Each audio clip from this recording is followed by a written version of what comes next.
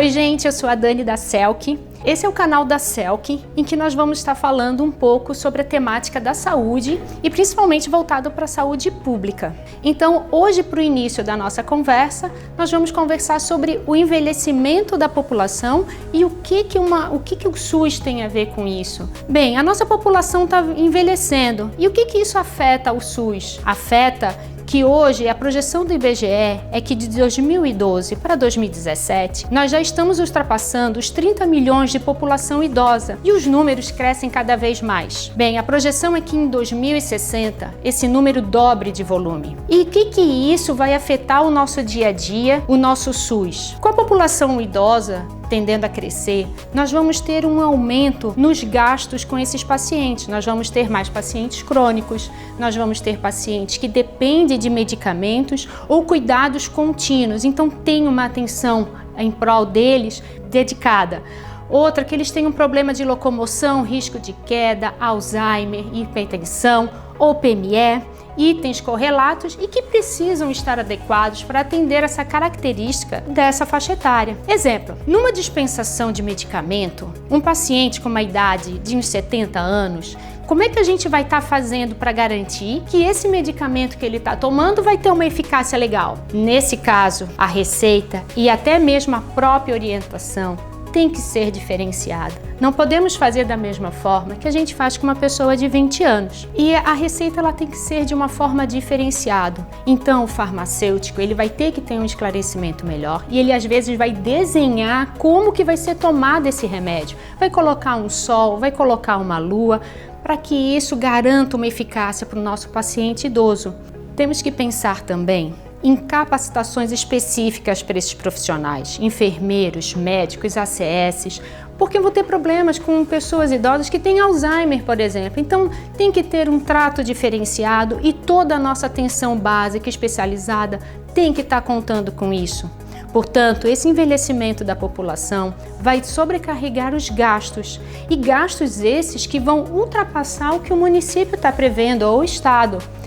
Em muitos casos, o município ele primeiro vai efetuar o gasto para depois estar recebendo do governo, principalmente se nós focarmos na atenção especializada.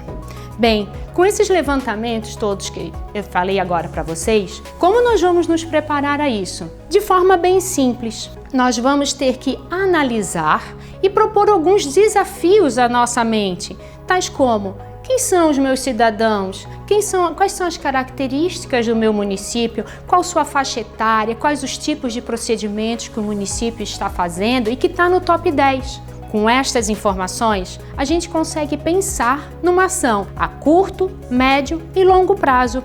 E que assim o município vai poder estruturar um bom programa de saúde que favoreça isso e nos ajude realmente a essa população e já dá uma melhor perspectiva do cenário em que se encontra. O que não podemos fazer é esperar que o governo federal estruture esses dados e então proponha ao gestor. E tudo isso a gente consegue fazer com um bom software na área da saúde. Outro ponto, na pandemia foi muito ruim para a área da saúde, mas nós tivemos coisas muito boas, ações muito boas. Tivemos a receita digital, portarias que possibilitaram a retirada de medicamentos contínuos que pudesse validar por mais tempo. Vejam, isso tudo foi uma solução feita no momento de uma grande crise, de uma pandemia. E a gente conseguiu fazer uma evolução na área da saúde pública. Isso prova que nós não precisamos de uma nova pandemia para daí então evoluir novamente os nossos produtos. Nós já sabemos como é nosso dia a dia, nós já temos os dados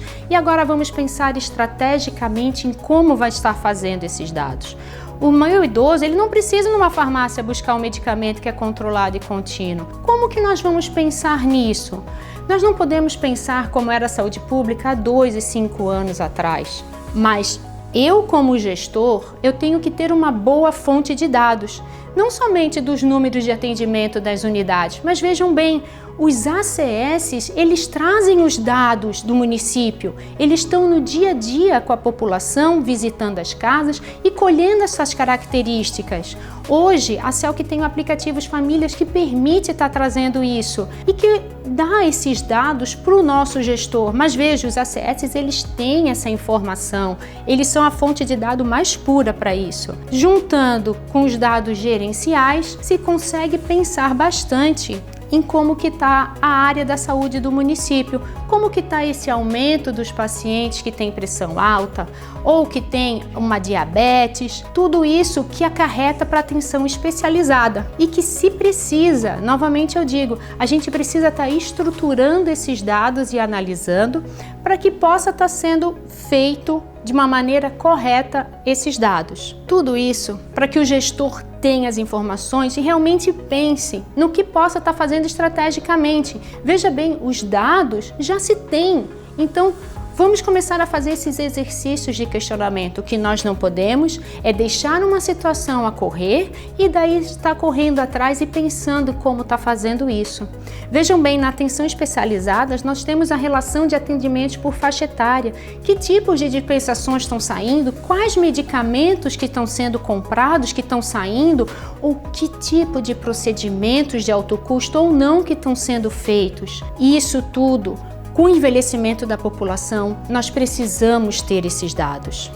Bem, resumindo, tudo isso que eu falei até esse momento é justamente nós pensarmos no envelhecimento da população e de forma estratégica, de forma coerente e não aguardar uma vinda de uma pandemia ou do governo estar liberando recursos ou programas de saúde. O município pode e deve está correndo atrás disso, está apresentando contra fatos, não há argumentos. Então você, gestor, já pense nisso, comece a ter esse cenário, esse olhar crítico para a área da saúde do seu município e veja que dados que você tem, que dados que você precisa buscar.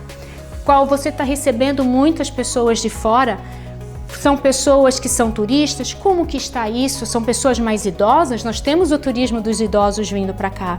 Como que está essa situação no seu município? Se desafie a pensar. Isso é uma das qualidades do SUS. Nós pensarmos isso, nós temos esses dados. E vale lembrar, um dos pilares do SUS é o tratamento com humanidade e qualidade da área da saúde.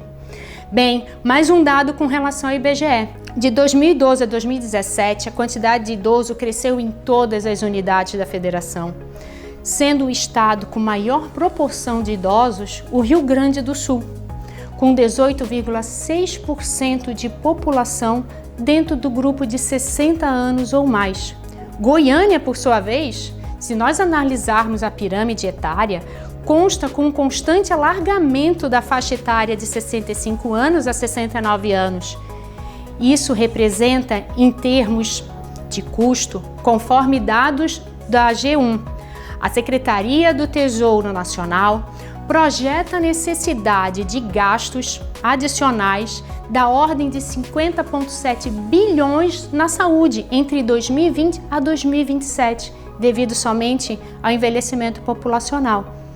Então, isso segundo a estimativa do relatório de riscos fiscais da União. Ou seja, o envelhecimento da nossa população já é uma tendência irreversível e que está aqui na nossa porta e que vai continuar pelas próximas décadas.